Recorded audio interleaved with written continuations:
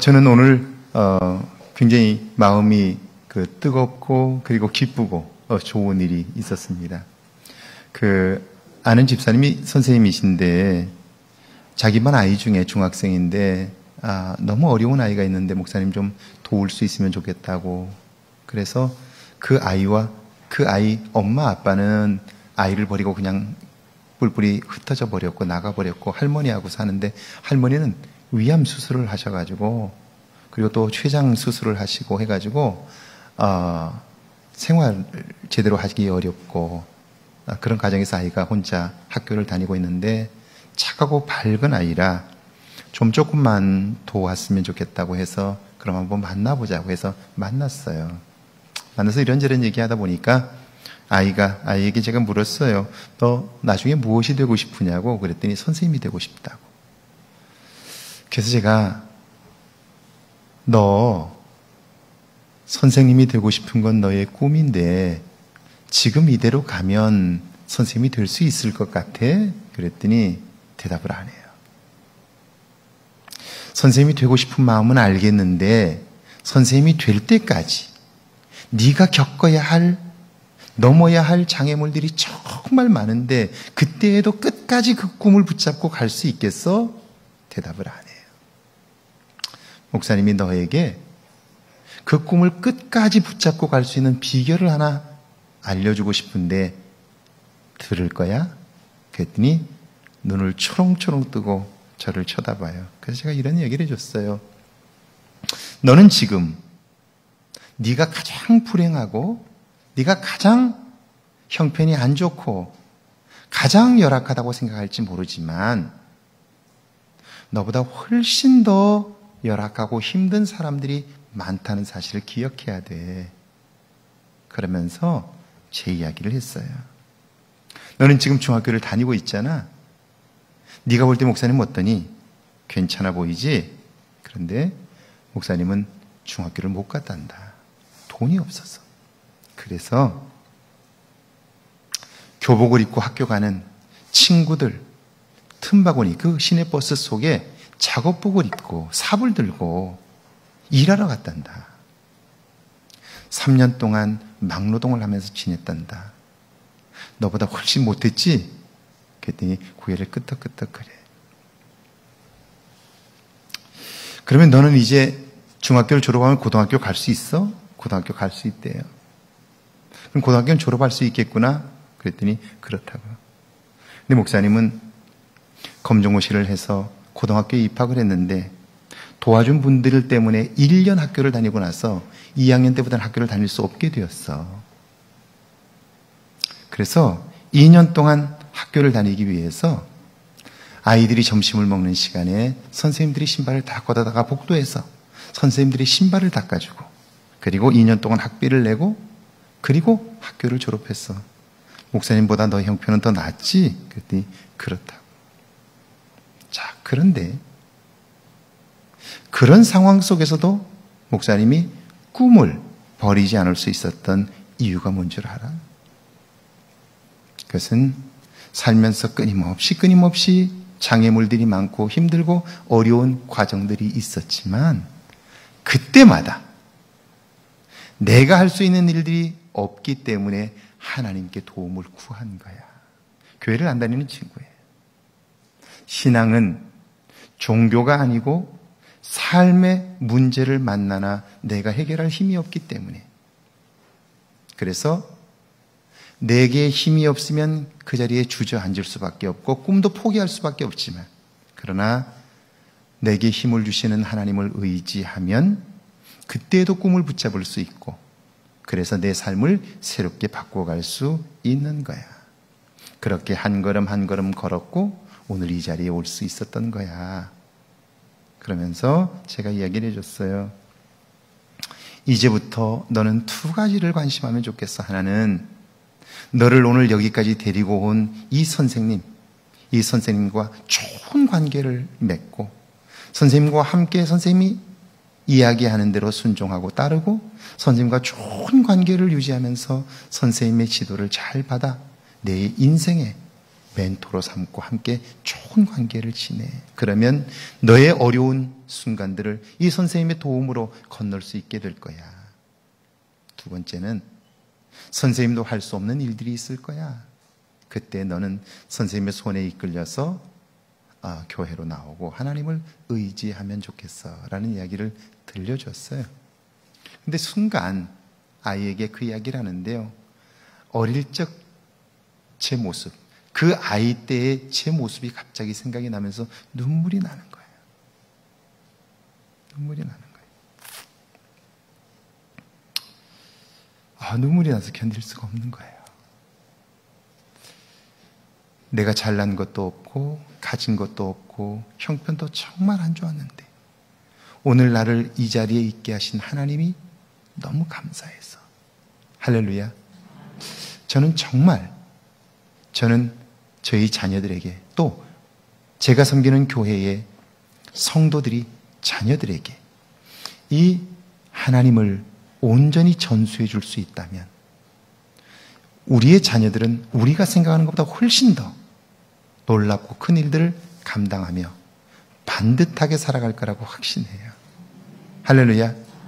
그러니까 저는 아주 분명하게 이야기할 수 있는 것은 공부하는 것보다, 유산을 물려주는 것보다 100배, 1000배, 아니 10,000배, 100,000배 더 아이들에게 신앙을 전수해 주는 것, 하나님을 의지하는 믿음을 갖게 해주는 것은 그 어떤 것보다 중요하다는 거예요. 할렐루야. 왜 그러냐면요, 믿음이 아니면 우리가 보는 눈이 바뀌질 않아요. 제가 이제 두 가지를 얘기를 하는데 오늘 하려고 하는 얘기가 그거예요. 상황을 보고 상황이 내 생각을 지배하는 삶이 있는가 하면, 상황 앞에 서 있지만 믿음의 눈으로 그 상황을 봄으로써 그 믿음으로 생각을 지배하는 사람이 있어요.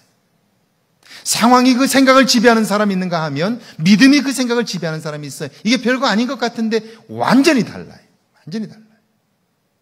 완전히 달라요.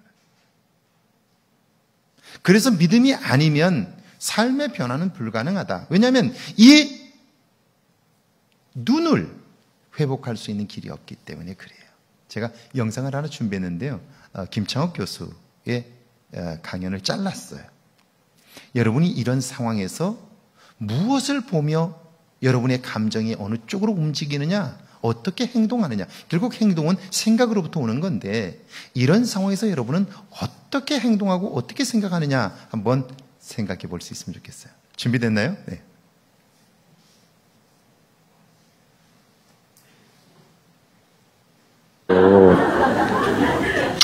근데 이제 아이가 올해 8살이 됐는데 얘가 여자인데 얼굴에 수술을 2번을 했어요. 한 번은 턱 밑이 여기가 찢어지고 한 번은 너무 큰 일이 날 뻔했는데 눈 위가 바로 찢어졌어요. 여기는 되게 큰일 날 뻔한 거죠. 그래서 엄마도 혼내고 아빠도 막 혼내는 거예요. 왜 이렇게 그냥 가만히 가다가 그냥 뭐 하다가 그냥 이렇게 하다가 그냥 앞으로 이렇게 자빠지는 거예요. 앤데. 그리고 병원 가서 또 꼬매고 그리고 또 넘어지는 거예요. 그냥 이유도 없어요. 그냥 뛰어가다가 넘어지는 거예요, 앞으로. 그래서 야, 이거 뭐 어떻게 뭐 애를 뭐 뛰지 못하게 할 수도 없고, 예? 뭐 어떻게 해요, 이게 뭐. 그러니까 방에 매트 까는 것만 해도 돈이 엄청 늘어나는 거예요. 뭐 사각 모서리. 넘어지고 다칠 일은 수없이 많아요. 근데 아침에 제가 아이를 데려다 주는 때가 있는데, 데려다 주는데 저하고 둘이 가거든요. 아이하고. 초등학교 1학년이니까 뭐 얘기하면서 가요. 뭐 넌 어떠냐, 뭐 이런 건 어떠냐, 뭐 새엄마에 대해서는 어떻게 생각하냐, 뭐 그런 일상적 대화들 하잖아요, 우리가. 뭐 할 수 있잖아요, 그런 거. 또 애도 많이 컸으니까. 근데 그런 대화를 하고 이렇게 가는데 아이가 먼저 좀 앞으로 갔어요. 근데 아이를 이렇게 딱 하는데 순간 뭐가 보이는 거예요. 뭐가 보였을까요? 네? 안짱다리. 어머니 어떻게 알고 계시네. 아이가 안짱다리인 거예요. 그래서 다리를 이렇게 걷지 않고 이렇게 걷더라고요. 그러니까 오른발 왼발이 이래요. 그러니까 아이가 기분이 좋고 흥분을 하면 뛰어가다가 자기 발에 넘어져서 그냥 이렇게 거꾸로진 거예요. 이게 저래서 넘어졌구나. 그리고 이제 병원에 어제 갔어요. 여기서부터 골반까지 다 틀어졌다는 거예요. 그리고 교정을 해야 된다는 거예요, 교정. 그래서 무슨 장치 같은 거를, 근데 그거 한쪽에 170만 원이라는 거예요. 양쪽 해야 되고 골반은 또 따로 받아야 된다는 거예요. 돈도 돈인데 1년에서 3년이 걸린다는 거예요. 잘 때 차고 자야 된대요. 근데 애들이 엄청 많은 거예요. 그 병원에. 순간 나도 이런 걸 했었어야 되는 거 아닌가라는 생각 좀 들었어요. 왜 한 짝당 170이었고 애들이 많더라고요. 보려고 본 게 아니라 또 그냥 순간 그런 생각이 들었어요. 애들 몇 명 있나 생각도 하고 이런 걸 해야 되는구나 병원. 그런 생각 좀 들었어요. 솔직히 말씀드릴게요. 근데 이게 보통 일이 아니잖아요. 뭔가 준 장애 같고. 오면서 이런 생각이 계속 드는 거예요. 어느 날 여러분, 우리가 삶에서 되게 억울하게 넘어지고 있다고 생각이 들 수 있거든요. 네. 내가 되게 억울하게 인간관계에서 넘어져. 내가 뭘 그렇게 잘못했지? 나는 그냥 밝게 뛰어갔는데. 나 그냥 열심히 살았는데. 그러니까 보통 우울증 걸리고 마음의 병이 걸리는 대부분의 사람들은 이렇게 말하지 않아요. 언젠간 난 이런 병이 걸릴 줄 알았어. 나는 죄를 받은 거야. 그런 사람 별로 없어요. 우리가 어떤 그런 일에 처할 때 대부분 우리 마음에 첫 번째 드는 생각은 내가 왜? 두 번째, 내가 뭘 그렇게 잘못했는데? 세 번째, 나 다른 사람보다 열심히 살았는데? 내가 왜? 나한테 왜 이런 병이? 나한테 왜 이런 일이? 내가 뭘 그렇게 잘못했는데? 나보다 안 좋게 사는 새끼들 내 주위에 수없이 많은데 걔네들은 잘 살더구만. 근데 왜 내가 이런 일을 당해? 한두 번도 아니고. 자꾸 삶에 부딪히고 그 부딪혀가지고 찢어지고 부서지고 그리고 욕먹어요. 누군가에게 욕을 먹고 가장 심각한 건 내가 나한테 욕을 하고 비난을 하는 거예요. 야, 너 왜 이렇게 자꾸 넘어지니? 근데 어쩌면 그 여러 가지 이유가 있죠. 근데 반복해서 그런 일이 벌어진다면 밖에서 그 이유를 찾을 수도 있지만 어쩌면 내 걸음걸이가 바른가를 한 번은 봐야겠다는 생각이 되게 죄책감과 함께 들어요. 자, 이제 두 가지 예가 나오는데요. 아이가 자꾸 넘어져서 다쳐요. 그걸 본 부모는 계속해서 야단쳐요. 왜요? 넘어져서 문제를 일으키니까요. 그런데 그 부모가 야단을 치면서 그 아이가 자기 스스로 어찌할 수 없는 문제에 있다는 걸 보지 못한 거예요. 그리고는 야단만 치는 거예요. 그러다 어느 날 보니까 그 아이에게 문제가 있는 거예요.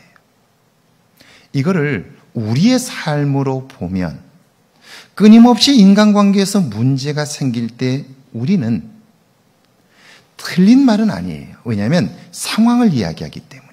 아이가 넘어진 건 현실이에요. 맞아요.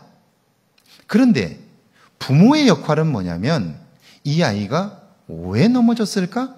이걸 생각해 주는 거죠. 그런데 많은 사람들이 눈에 보이는 현상만 보고 그리고 현실만 보고 그리고 내 감정을 거기다 실어버리는 거예요. 그것이 내 생각을 지배하기 때문에 생각을 지배하는 순간 내 감정이 거기에 실려버리는 거예요. 야단치는 거죠. 자, 다른 사람은 안 그런데 왜 나는 그럴까? 라고 생각하게 되면서 나의 생각은 감정이 실리게 되죠. 그러면서 내가 내 발에 걸릴 수 있다는 사실은 배제하는 거예요. 모든 걸 다 다른 사람 때문이라고 생각하는 거죠. 자, 그러니까 이렇게 질문해 볼 수 있는 거죠. 삶에 걸려 넘어진 아이를 나는 야단만 치지 않는가? 걸려 넘어진 상황에만 집중하지 않는가? 그래서 부정적인 감정에 사로잡혀 살지는 않는가? 그렇지 않은 누군가와 나를 비교하지는 않는가? 그때 나는 나 자신을 비난하지 않는가? 그리고 누구의 탓으로만 돌리는 것은 아닌가? 이걸 생각해 보는 거예요. 제가 목회를 하면서 교회 안에 일어나는 많은 일들 중에 하나가 직분자들을 세울 때 생겨요. 자기가 되고 싶은 자리, 장로나 권사나 집사나 되고 싶은 자리가 있어요. 그런데 그 자리에 되지 못하면 항상 목사님 때문이라고 생각해. 누구 때문이라고 생각해. 그거 아니에요. 제가 안 하고 싶어도 교인들이 지지하면 되는 거예요. 그렇죠? 그런데 누구 때문이라고 자꾸 생각하는 거예요. 자, 이것은 내가 내 발에 걸리는 거예요.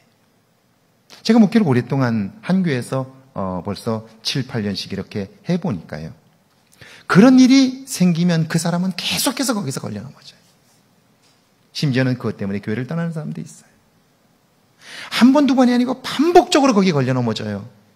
그런데 그럴 때마다 다른 사람 탓을 해요. 내 발에 걸려 넘어졌다고 생각하는 사람은 거의 없어요. 자, 왜 그럴까 하는 거예요. 근데 이분들이 계속해서 그 얘기를 할 수밖에 없는 이유가 있어요. 그게 뭐냐면 눈앞에 현실이 있기 때문이에요. 어떤 현실이죠? 떨어졌다고 하는 현실이에요. 근데 자기 자신은 떨어질 사람이 아니라고 생각하는 거예요. 근데 현실이 떨어진 거예요. 그러면 이것은 누구 때문이다 라고 생각하는 거죠. 자기 발에 걸려 넘어지는 거예요. 자, 현실이 생각을 지배하는 사람은 결국 자기 자신을 모르는 사람이에요. 그러니까 자기 발에 계속 걸려 넘어지는 거예요. 이 사람은 삶의 기쁨을 경험하기 어려워요. 그런데 믿음이 생각을 지배하는 사람이 있어요. 그 사람은 믿음 때문에 자기 자신을 돌아보고 그때에 함께 하시는 하나님의 눈을 의식하기 때문에 그 생각이 하나님의 생각과 같아질 수 있고요. 자기 자신을 보기 때문에 자기 책임을, 자기 자신을 볼 수 있기 때문에요. 생각이 부정적인 감정에 사로잡히지 않아요. 그래서 세상 사람과는 다른 반응을 할 수 있게 되는 거예요. 자, 이게 작은 것 같은데 이건 굉장히 중요해요. 내 삶 전체를 바꿀 만큼 중요해요. 이거 하나가 바뀌면 내 삶은 달라져요. 송두리째 달라져요. 사람을 대하는 태도가 달라지기 때문에 그래요. 자녀를 대하는 태도가 달라지기 때문에 그래요. 제가 만났던 집사님 한 분, 이런 분이 계세요. 입만 열면 자식 때문에 고생한다고 하는 분이에요. 그러면서 항상 제 앞에서 무슨 얘기를 하냐면 내가 그놈 때문에 얼마나 고생을 했는데, 들어보니까 고생도 하긴 했어요. 그 자식 공부시키느라고 집도 서울에 그 아파트, 그 비싼 아파트 한 채를 고등학교 졸업하면서 3년 동안 아파트 한 채를 팔아서 교육을 시켰어요. 근데 그렇게 아이를 미워하는 거예요. 자기 욕심껏 되지 않기 때문이죠. 항상 그래요. 그러니까 그분은 제가 처음 만나서부터 제가 그때 마지막 상담을 했을 때까지 한 번도 얼굴이 펴진 적이 없어요. 얼굴은 항상 구겨져 있어요. 입만 열면 항상 불만이었어요. 제가 어느 날 그분을 제 사무실로 불렀어요. 불러서 이런 이야기를 했어요. 집사님, 그 아이 때문에 고생 많이 했죠. 그랬더니 정말 고생 많이 했다고 그래요. 그래서 알겠어요, 고생한 거. 근데 그 아이가 태어나서 지금까지 살아오면서 아이 때문에 기쁜 적은 없나요? 제가 물어봤어요. 있지요. 언젠가요? 처음 태어나서 빵꾸 웃었을 때 너무너무 좋았다. 아이가 걷기 시작했을 때, 심부름하기 시작했을 때, 아이 데리고 유치원 갔을 때 너무 좋았다. 초등학교 들어가서 상 받아왔을 때 너무도 좋았다. 좋았던 때가 있군요. 지금은 없나요? 아이고, 지금은 왼수 덩어리라고 그래요. 제가 이렇게 얘기했어요. 혹시 병원에 가보셨나요? 가봤죠. 혹시 소아과 병동을 가보셨나요? 소아과 병동이 따로 가본 적이 없대요. 가능하면 소아과 병동을 한번 다녀오세요. 가서 좀 보고 느껴보세요. 그리고 제가 그것만 이야기를 하고 기도해주고 마쳤어요. 이분이 일부러 갔어요. 성모병원 그 앞에 소아과 병동이 있는데요. 성모병원을 갔어요. 보고 와서 얼굴이 굉장히 침통해져 있어요. 그래서 병원을 다녀왔냐고 그랬더니 다녀왔다고. 뭘 보셨느냐고 그랬더니 아픈 아이들이 그렇게 많은 걸 처음 알았대요. 아픈 아이들이 그렇게 많다는 걸 처음 봤대요. 그러면서 그 아이들을 보면서 회개했다고 그래요. 무슨 회개를 했냐고 그랬더니 아이가 건강한 것만으로도 감사해야 되는데 다 키우셔서 별로 내 얘기가 아닌가요? 아이가 건강한 것만으로도 감사해야 되는데 이렇게 병원에 아이들이 많은데 그 아이들이 무슨 죄를 지어서 거기 있는 것도 아닌데 내 아이도 그 자리에 있을 수 있는데 나는 그것 가지고 한 번도 감사해 본 적이 없다고. 그러면서 그 이야기를 하는 거예요. 아이 때문에 사실 기뻤던 적이 참 많다고. 아이가 건강해서 운동을 참 잘하고 리더십이 있어서 친구들하고 잘 어울리고 반장도 하고 아이가 똑똑해서 그렇다고 하면서 기뻤던 이야기들을 하나둘씩 쭉 해요. 그리고 나서부터 이분이 아이를 보는 눈이 달라졌어요. 제가 이렇게 얘기했어요. 그걸 느끼는 것으로만 끝나지 마시고 오늘 저녁에 돌아가서 아이를 안아주면서 이렇게 얘기해 주라고. 엄마가 너를 미워해서 미안하다. 신앙생활 한다고 하면서 너를 사랑하지 못해서 미안하다고. 네가 건강해서 고맙다고. 지금까지 너를 키우면서 너는 나에게 참 많은 기쁨을 주었다고. 너 때문에 행복했다고 이야기해 주라. 여러분의 자녀들에게 이런 얘기 해보신 적이 있나요? 혹시 자식 때문에 고생만 했다고 생각하시나요? 하나님께 받은 것을 여러분 생각하면서 기뻐해 본 적이 있나요? 여전히 불만족 속에서 내게 없는 것 때문에 여전히 여러분의 삶을 낭비하고 있지 않나요? 생각이 거기에 고정되어 있지 않나요? 현실, 눈앞에 문제가 여러분의 생각을 지배하기 때문에 그런 거예요. 믿음의 눈으로 보면 달라지는 거예요. 자, 여기 한번 보실까요? 밑에 이야기인데 한번 스토리 한번 같이 한번 읽어볼까요? 함께 읽습니다. 폴란드의 미나 가운데 바보들의 이야기가 있습니다. 바보들이 사는 동네가 있었습니다. 그 마을에 벼랑길이 있었는데 그것은 급커브가 많아 사람들이 떨어져 죽음을 맞았습니다. 대책을 논의한 결과 벼랑 밑에 병원을 짓자는 결론을 내렸습니다. 길을 개선하자든지 터널을 뚫자는 의견은 전혀 없었습니다. 결정을 내리고 335 모였는데 그때 한 사람이 말합니다. 난 사실 길을 개선하거나 터널을 뚫자고 말하고 싶었어. 그러자 너도 나도 그렇게 말하고 싶었다고 이야기합니다. 그런데 왜 말 못했어? 누군가 묻자 그들이 하나같이 대답합니다. 길을 개선하든지 터널을 뚫으려면 너무 힘들고 고생하니까 차라리 병원을 짓는 편이 낫겠다 싶었다는 것입니다. 자신들이 치르게 될 희생만 생각하다가 그것으로 인하여 얻어질 유익을 생각하지 못한 거예요. 이것이 그들이 바보인 이유였던 거예요. 내가 치러야 할 대가만 생각했지 그것 때문에 얻어지는 유익은 생각하지 못하는 거예요. 무엇을 보느냐는 게 중요한 거예요. 살아가면서도 마찬가지. 여러분, 내가 준 상처가 많을까요? 누군가로부터 받았던 상처가 많을까요? 잘 모르셔요. 내가 누군가에게 준 상처가 많을까요? 받은 상처가 많을까요? 준 게 많을 거예요. 수십 배, 수백 배 많을 거예요. 그런데 우리는 그건 하나도 생각하지 않아요. 내가 받은 것만 생각해. 무엇을 보느냐 하는 것이 정말 중요한 거죠. 내가 치를 희생이 10이라면 그것으로 인하여 얻을 유익은 100, 1000, 억이 되는 건데요. 그건 못 보는 거예요. 그러니까 어리석은 삶을 살게 되는 거죠. 자, 여기 한번 보세요.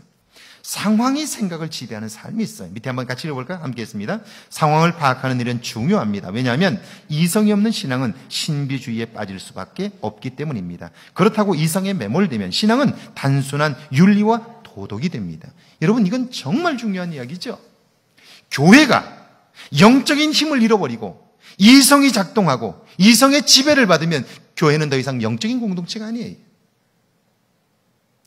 옳고 그름을 따지는 일이 교회 안에서 목소리가 높아져 가면 그 교회는 이미 수명을 다한 거예요. 왜냐하면 교회는 하나님이 주인이기 때문이죠. 할렐루야. 사람이 주인이 되면 시끄러워요. 왜요? 다 옳기 때문에 그래요. 그런데 오늘날 과연 사람이 주인이 아니라 하나님이 주인 되어 다스리고 있느냐? 이걸 생각해 봐야 되죠. 이성에 매몰되면 신앙은 단순한 윤리와 도덕이 되고 말아요. 더 이상 교회는 아닌 것이죠. 1절 한번 읽어볼까요? 함께 읽습니다. 온 회중이 소리를 높여 부르짖으며 통곡하였더라. 왜냐하면 10명의 정탐꾼들이 그 성은 견고하고 우리를 삼키는 땅이라고, 그들은 중무장을 하고 있고 그들에 비하면 우리는 메뚜기와 같다고 그렇게 말했어요. 그러자 그 이야기를 듣고 소리를 높여 부르짖으며 통곡했다는 거예요. 뭘로 판단한 거죠? 생각이 뭐의 지배를 받은 거죠? 상황의 지배를 받은 거죠. 들려준 상황에 내 생각이 지배를 당한 거예요. 그러니까 이제는 죽었다라고 확신하게 된 거죠. 그걸로 확신하게 된 거예요. 자, 그러니까 2절에서 4절 한번 같이 읽어볼까요? 모세와 아론을 제일 먼저 나오는 게 그래서 원망이에요. 상황이 생각을 지배하면 나도 모르는 순간 내 입에서 나오는 말이 원망이에요. 왜? 더 이상 방법이 없기 때문에 그래요. 자, 죽었다라고 생각하는데 다른 방법이 있나요? 없죠. 그러면 원망이 나와요. 그리고 그 다음에는 누군가를 비난해요. 희생양을 찾는 거예요. 애굽 땅에서 죽었거나 이 광야에서 죽었으면 좋았을 것을 우리 처자가 사로잡히리니 애굽으로 돌아가자라고 말해요. 좌절과 절망, 원망, 두려움, 잘못된 결론에 도달하게 된 거죠. 그러니까 내면적으로 상황이 생각을 지배하게 되니까 내면적으로 잘못된 확신을 가지는 거예요. 끝났다고 생각하기 때문에 원망과 불평이 나오게 되고요. 이게 반복되면 결국 습관이 되는 거예요. 습관. 그래서 분노 중독이라는 게 있어요. 우리는 알코올 중독만 있는 걸로 생각하는데 분노 중독이 있어요. 화를 내는 사람은요, 상황만 되면 항상 화를 내요. 교회에도 화를 내는 사람은요, 계속해서 화를 내요. 부정적 반응들을 쏟아내는 사람들은요, 건드리기만 하면 쏟아져요. 나와요. 그런데 본인은 그 모든 문제를 다 다른 사람 탓을 하기 때문에 자기 자신이 변화될 가능성이 없는 거예요. 그리고 그 인생은 돌이키지 못하는 한 교회에 아니라 정말 자기 내면의 변화가 없기 때문에 교회를 다녀도 변화를 경험하기가 어려운 거죠. 자, 10절이죠. 같이 읽어볼까요? 온 회중이 그들을 돌로 치려 하는데, 예, 결국 살인으로까지도 발전할 수 있게 되는 거죠. 불행해지는 거예요. 어떤 상황에 사람이 이렇게 된다고요? 상황이 생각을 지휘하면 이렇게 되는 거예요. 상황이. 그런데 믿음이 생각을 지배하는 삶이 있어요. 밑에 한번 읽어볼까요? 함께 있습니다. 여호수아와 갈렙이 본 가나안 땅 역시 10명의 정탐꾼들이 본 것과 다르지 않았습니다. 그런데 그걸 판단하는 생각이 10명과 달랐습니다. 이것은 작은 것 같지만 하나님의 뜻을 이루느냐 그렇지 못하느냐를 결정하는 기준이 되었어요. 예. 자, 믿음의 생각은 어때요? 의분을 일으켜요. 의분을. 화를 내는 게 아니에요. 감정에 흔들려서 자기 분노를 폭발하는 게 아니에요. 의분이에요. 뭐 때문에 화를 내느냐면 하나님의 일을 그르치는 것 때문에 화를 내는 거예요. 내 목표를 이루지 못해서 화가 나는 게 아니고요. 내 뜻대로 되지 않아서 화가 나는 게 아니고요. 하나님의 뜻을 이루지 못하는 것 때문에 화를 내는 거예요. 이게 달라요. 그러니까 하나님의 다스림을 받는 교회는 다투는 주제가 달라요. 다투는 주제가 이번에는 교육에 좀 더 우리 재정을 투자합시다. 선교에 더 합시다. 교인들이 영성적인 삶을 위하여 기도하는 일에, 수련회를 하는 일에 좀 더 예산을 편성합시다. 이런 걸 가지고 다투는 거예요. 다른 거예요. 자, 이게 한번 보세요. 밑에 한번 읽어볼까요? 상황이 생각을 지배하면 그것이 옳다고 여김으로 하나님을 온전히 배제합니다. 그러므로 그 생각은 하나님을 대적하게 되는 거예요. 하나님을 배제하기 때문에 그가 하는 말들과 그의 주장은 모두 다 결국 하나님을 대적하는 일이 되고 마는 거예요. 같이 읽어볼까요? 육신의 생각은 하나님과 원수가 되나니 이는 하나님의 법에 굴복하지 아니할 뿐 아니라 할 수도 없음이라. 육신에 있는 자들은 하나님을 기쁘시게 할 수 없느니라. 믿음의 생각은 그러므로 상황의 생각에 맞서 의분을 일으키는 거예요. 그래서 의로운 자는요, 죽음을 두려워하지 않아요. 왜냐하면 믿음의 사람은 믿음의 눈을 가지고 이 땅에서 그의 생명이 끝나는 것으로 그의 눈이 끝나는 게 아니에요. 믿음의 사람의 눈은요, 육신의 죽음으로 끝나는 것이 아니라 하나님 앞에 서는 날까지를 보는 거예요. 그래서 죽음을 두려워하지 않는 거예요. 내가 이 땅에서 어떻게 죽느냐 그것은 중요하지 않아요. 내가 하나님 앞에 섰을 때 어떤 평가를 받느냐 그게 더 중요한 거예요. 그러니까 죽음을 두려워하지 않는 거예요. 그리고 하나님 앞에 섰을 때 무엇이 옳은 것이냐 그걸 이야기하기 때문에 하나님의 뜻을 저버리는 사람들을 향해서 의분을 일으키게 되는 거예요. 신앙인의 불신앙에 대한 경고인 거예요. 이런 걸 거예요. 교회가 빌리그램 목사님이 그 이야기를 하셨다고 전해져요. 빌리그램 목사님이 어느 교회 부흥회를 가셨는데 그 교회가 아주 전통적이고 오래된 교회라 굉장히 건조하고 그리고 사람들의 목소리들이 큰 교회예요. 그러다 보니까 사람의 목소리가 커지면 가장 인간적인 모습들이 나타나요.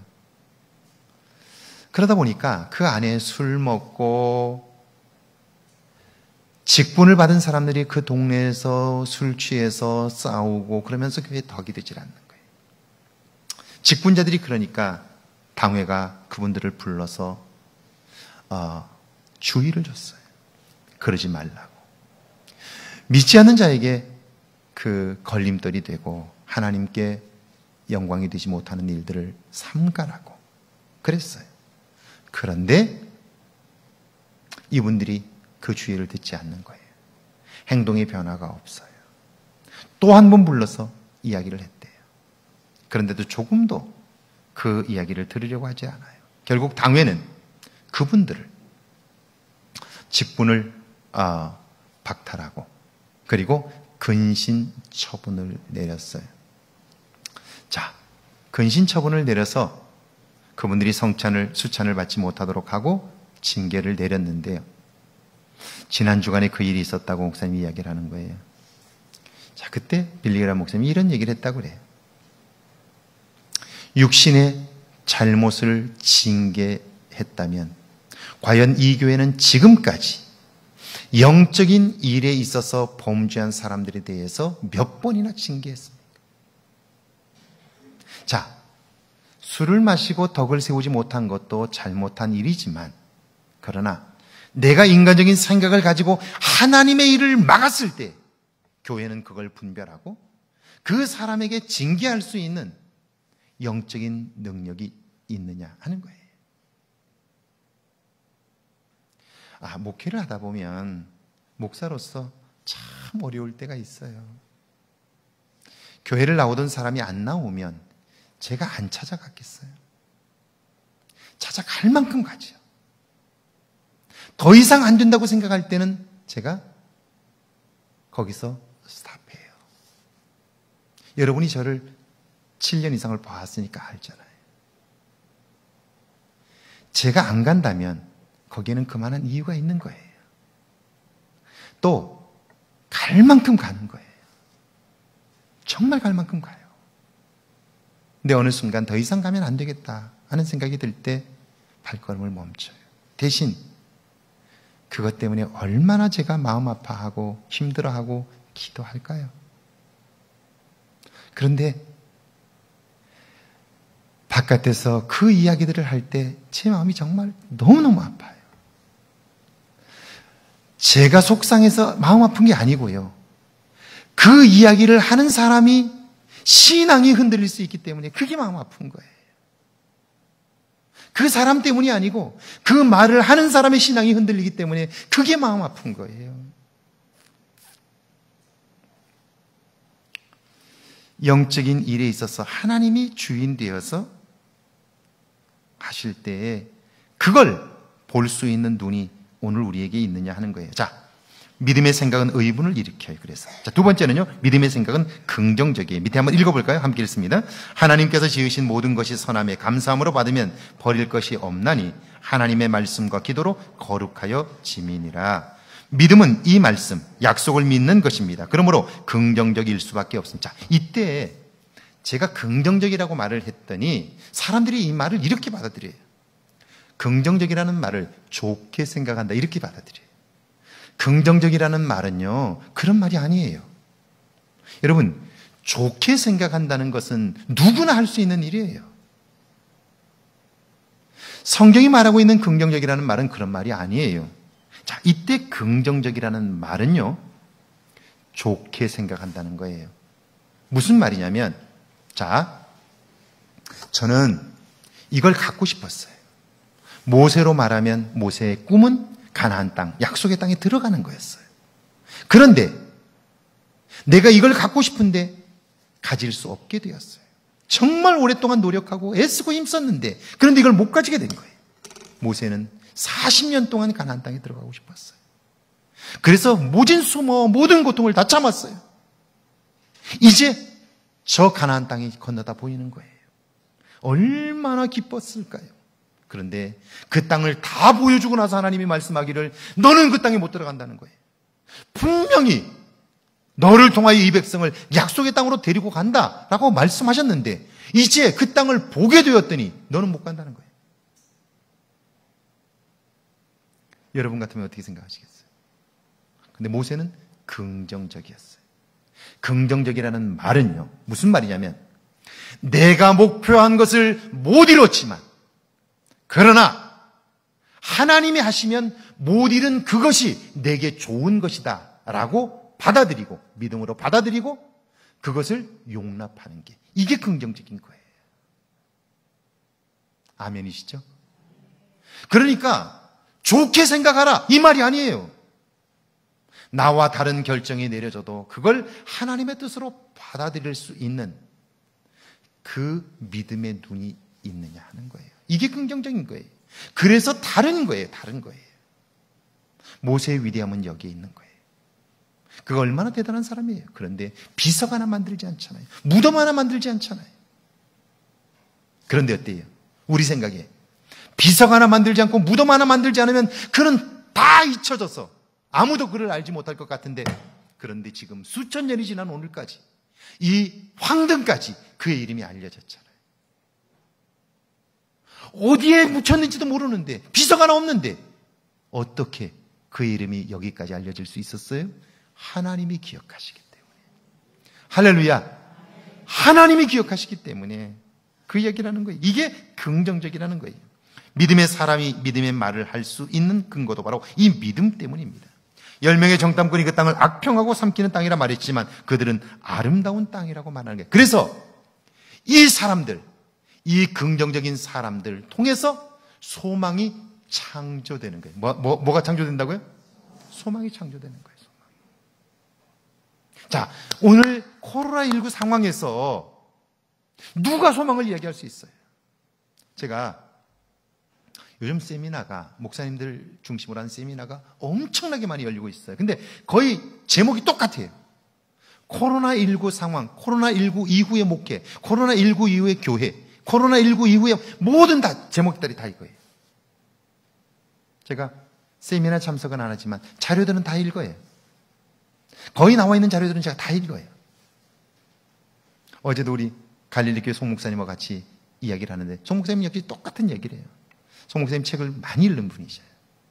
코로나19 이후에 대한 이야기를 막 하셔요. 제가 다 들었어요. 다 듣고 나서 송 목사님에게 이렇게 얘기했어요. 송 목사님, 코로나19 이후에 그 주제에 대하여 쓴 글들 중에 소망을 발견할 수 있느냐? 이렇게 물었어요. 없어요. 교회는 침체될 것이고, 인구는 줄 것이고, 교회는 점점 약해질 것이고, 헌금이 줄 것이고, 숫자가 줄 것이고, 농촌 기반의 교회들은 점점 더 문을 닫을 것이고, 교인들의 숫자는 점점 줄어들 것이고, 전부 이런 얘기들이. 이건 어쩔 수 없는 세계적인 추세이고 거스를 수 없는 일이라고. 자, 어디에서도 소망을 발견하기 어려워요. 그런데 믿음의 사람은 어떤 사람이냐면 소망을 창조하는 사람이에요. 할렐루야. 왜냐하면 그의 삶이 긍정적이기 때문이에요. 이런 상황에서도 하나님의 뜻이 있음을 믿는 거예요. 그리고 받아들이는 거예요. 인구 감소 이야기를 계속해서 해요. 저도 자료를 가지고 있어요. 전라북도 얼마 가지 않아서 30% 인구가 줍니다. 어쩔 수 없어요. 전라남도, 전라북도 특별히 그렇습니다. 금방 30% 줍니다. 30% 준다는 것은요, 적어도 익산 도시권이 아니라 농촌권이 주는 거예요. 그러면 이쪽 이런 저희 같은 지역들은요, 인구가 급격히 줄 겁니다. 틀림없어요, 사실이에요. 그러나 저는 제가 우리 송 목사님에게도 이런 얘기를 해줬어요. 목사님에게도 제가 만나면 이렇게 얘기해줘요. 지금까지 내가 살아온 경험에 의하면 사람들의 예측은 항상 틀렸다. 사람들의 예측은 항상 어떻다? 사람들의 예측은 항상 어떻다? 틀렸어요. 여러분, 산하 제한하자고 얼마나 난리를 쳤어요. 아들, 딸 구별 말고 어떻게 하자고요? 둘만 낳아? 둘도 많다고 어떻게 하자고요?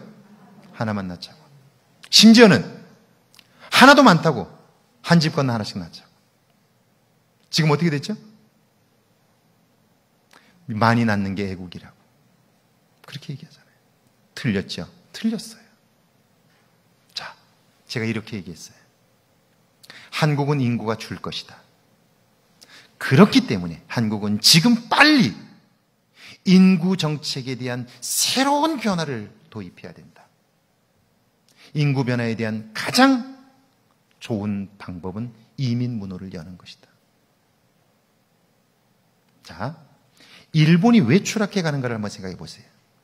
일본처럼 다른 민족에 대해서 폐쇄적인 나라가 없어요. 일본은 아예 이민을 받아들이지 않잖아요. 보세요. 지금 제1동포들이 언제 갔어요? 일제시대에 건너갔어요. 그러니까 일제시대에 건너갔으니까 1940년대에 갔다고 해도 벌써 70년 됐어요. 70년. 70년 됐는데도 그들은 아직도 조선 사람이라고 구별해요. 투표권을 안 줘요. 왕따 시켜요. 70년을 살았는데 그 땅에서. 태어난 그 자녀들도 구별하잖아요. 그러니까 일본은 그 지금 사회를 주도하는 사람들이 나이 든 사람들이 지금이 얼마나 변화의 속도가 빨라요. 그들이 그 시대를 따라갈 수가 없는 거예요. 그러니까 일본은 추락하는 거예요. 그러고 보니까 유럽과 북미, 캐나다와 미국의 경우에도요. 인구가 줄었어요. 산업화 이후에 인구가 다 줄었어요. 그런데 어떻게 대처했냐면 유럽과 북미는요. 이민 문호를 개방했어요. 그래서 전 세계 똑똑한 사람들을 다 받아들였어요. 그 받아들인 사람들은 전부 다 젊은 사람들이에요. 다 똑똑한 사람들이에요. 지금 아시아에 여러분들이 여행을 해보면 아시지만 필리핀, 인도, 베트남 우리나라 대사관마다 한국 비자를 받으려고요. 대사관을 뺑뺑 몇 줄씩 둘러서 있어요. 비자 받으려고. 심지어는 3년씩 4년씩 한국어 공부하느라고 젊은이들이 학원에 미어 터지고 있어요. 젊은 친구들을 빨리 받아들여서요. 그들이 농촌에서 자기 분야에서 일할 수 있도록 문호를 열어줘야 돼요. 자, 이민 문호를 열고 똑똑한 친구들을 받아들이기 시작하면요. 인구 문제도 한꺼번에 해결이 될 뿐 아니라 우리 나라의 미래도 새롭게 열릴 수 있어요. 그런데 아직도 우리에게는 민족에 대한 생각들이 있어요. 여러분, 우리는 단일 민족 아닌 거 아시죠? 단일 민족 아니에요. 피가 이미 다 섞였어요. 그런데도 우리는 우리와 얼굴색이 같은 사람을 우리 민족이라고 자꾸 생각해요. 그런 거 아니에요. 이곳에서 함께 더불어 살아간다면 같은 민족인 거예요. 할렐루야. 이 생각이 받아들여지기 시작하면 이 나라는 온전히 새로운 삶을 살아갈 수 있어요. 자, 이게 긍정적인 거예요. 저는 지금까지 이 이야기를 대안으로 얘기하는 사람을 본 적이 없어요. 제가 목사님들에게 만나면 자꾸 그 얘기 그만하라고. 그건 사실이지만 거기에 빠지면 안 된다고. 적어도 목사님들이 소망을 이야기할 사람들이 아니냐고. 그리스도인이라면 소망을 창조하는 사람 아니냐고. 당신이 말하는 것에 무슨 소망이 있느냐고. 저는 제가 확실하게 이야기할 수 있어요. 자, 지금 미국이 아메리카 포스트라고 하는 주제로 트럼프 대통령이 이민자들을 계속해서 추방하고 있어요. 들어와 있는 사람들마저 서류상의 미비라고 해서 다 내보내려고 그래요. 중국 사람들 내보내려고 그러죠. 그러자 캐나다 총리가 나서서 이렇게 얘기했어요. 미국이 거부하는 사람들 전부 캐나다로 오라고. 왜냐하면 미국에서 직장 생활을 할 정도의 사람은 전부 인테리들이에요. 똑똑한 젊은이들이에요. 미국에서 거부된 사람들은 다 캐나다가 100% 받겠다고 선언을 했어요. 선언을.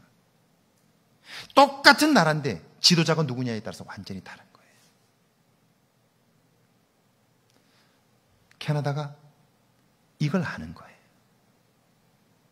자, 이게 긍정적인 거죠. 자, 그뿐 아니라 믿음의 생각은 뭐다? 미래지향적이다. 밑에 한번 읽어볼까요? 함께 했으면 8절 시작. 여호와께서 우리를 기뻐하시면 우리를 그 땅으로 인도하여 들이시고 그 땅을 우리에게 자 보세요. 내가 해야 한다고 하니까 내겐 능력이 없어요. 그러니까 안 된다고 말한 거예요. 그리고 내가 안 되는데 다른 사람 탓을 하는 거예요. 왜 모세가 나를 이끌어왔어? 이렇게 얘기하는 거예요. 그런데 여기 여호수아와 갈렙은 말하기를 여호와께서 우리를 기뻐하시면 우리를 그 땅으로 인도하여 들이시고, 누가 들어가게 하셔요? 하나님. 자, 보는 게 다른 거예요. 보는 게 다른 거예요. 하나님이 우리를 인도하여 들이시고 그 땅을 우리에게 우리가 싸워서 얻는 땅이 아니에요. 자, 내가 하는 것이 아니라 하나님이 하시는 거예요. 그러므로 가능한 거예요. 그러니까 미래가 긍정적인 거예요. 소망을 창조할 수 있는 거죠. 9절 한번 읽어볼까요? 함께 했습니다. 여호와를 거역하지 말라. 그 땅 백성을 그들은 밥 먹으면서 나 무서워. 그런 분 안 계시죠? 밥이 무서워. 그런 분 안 계시죠? 여호와께서 우리와 함께 하시는 하나님을 보는 거예요. 하나님의 눈으로 내 상황을 보는 거예요. 내가 겪고 있는 문제를 보는 거예요. 그래서 달라지는 거예요. 할렐루야. 여러분, 정말 제가 진심으로 부탁하는 거예요. 한 번만 돌이켜보세요. 오늘 저녁에 주무시기 전에 내가 하는 말들 속에, 오늘 많은 말들을 했는데 이 말들 속에 과연 누군가와 함께 얘기했을 때의 소망의 말, 위로의 말, 격려의 말, 사랑의 말, 이런 말들이 몇 마디나 포함되었는지를 한번 생각해 보세요. 그리고 이제는 여러분 다시 한번 나 자신을 하나님 앞에 한번 세워보세요. 왜냐하면 시간이 얼마 안 남았잖아요. 이제 얼마나 남으셨나요? 여러분의 삶은 얼마나 남으셨나요?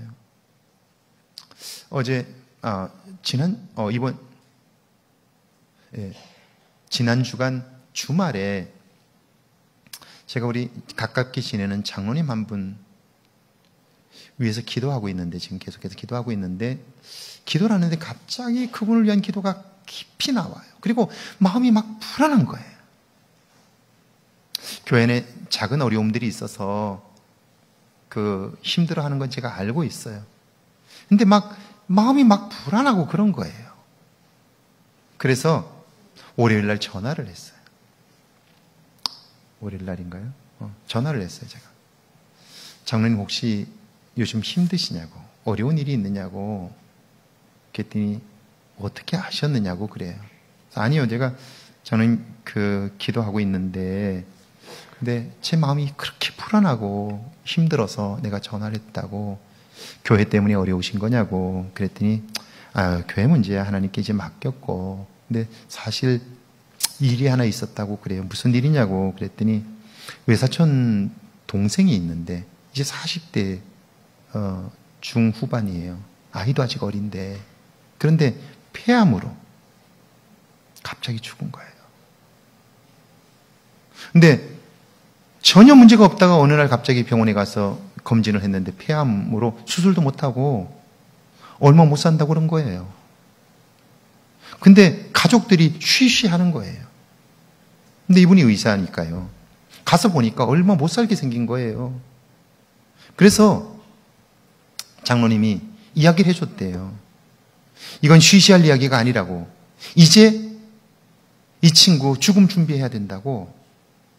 전에 교회를 다니다가 지금 교회를 안 다니고 있는데 예수님을 영접하고, 그리고 이제 죽음을 담대히 받아들일 수 있어야 할 거라고 가족들을 설득한 거예요. 그리고 그 친구에게 얘기를 해준 거예요. 내가 보니까 너 이제 얼마 못 산다. 이제부터라도 죽음을 준비해라. 그러면서 예수님을 영접하고, 그리고 예수님을 믿는 믿음으로 이 어려운 시간을 능히 이길 수 있으면 좋겠다라고 이야기를 하고 예수님을 영접하고 기도해주고 온 거예요. 근데 그 다음날 죽은 거예요. 그 다음날 죽은 거예요. 이분이 그러니까 죽을 거라고 생각은 본인도 얘기했지만 그렇게 빨리 죽을 줄은 모르는 거예요. 충격을 받은 거예요. 그래서 너무너무 힘들어하는 거예요. 도대체 산다는 게 뭐냐. 이렇게 젊은 사람이 허망하게 가냐. 그게 너무너무 힘들었다고 그래요. 그래서 제가 그래서 그런가 보다 하고, 하나님께서 급히 내 마음에 이런 감동을 주셨고 전화하게 하셨다고, 장로님 힘내시라고. 이걸 보면서 그래도 장로님을 만나서 예수님을 영접할 수 있었고 마지막 순간에 하나님을 의지하고 하나님의 부름을 받을 수 있다는 게 얼마나 큰 복이냐. 내가 볼 때 그 동생은 정말 복 있는 사람이다. 이런 복은 아무나 받는 게 아니다. 그랬더니 그렇지요. 그러면서 힘을 내야 되겠다고 그래요. 자, 여호와는 우리와 함께 하시느니라. 기도하자. 우리 같이 한번 기도하시죠. 여러분 어떤가요? 정말 오늘 저녁에 그냥 주무시지 말고요. 오늘 하루를 여러분 열심히 사셨는데 내가 한 말 중에 소망의 말이 얼마나 되는지요? 위로의 말이 얼마나 되는지요? 내 생각이 무엇에 사로잡혀 살았는지요? 한번 꼭 돌아보고 그리고 기도하고 주무시면 좋겠는데요. 믿음이 생각을 지배한 삶이 있는가 하면 상황이 생각을 지배하는 삶이 있어요. 여러분은 어떻게 사셨나요? 우리 한번 같이 믿음을 생각하면서 함께 기도합니다.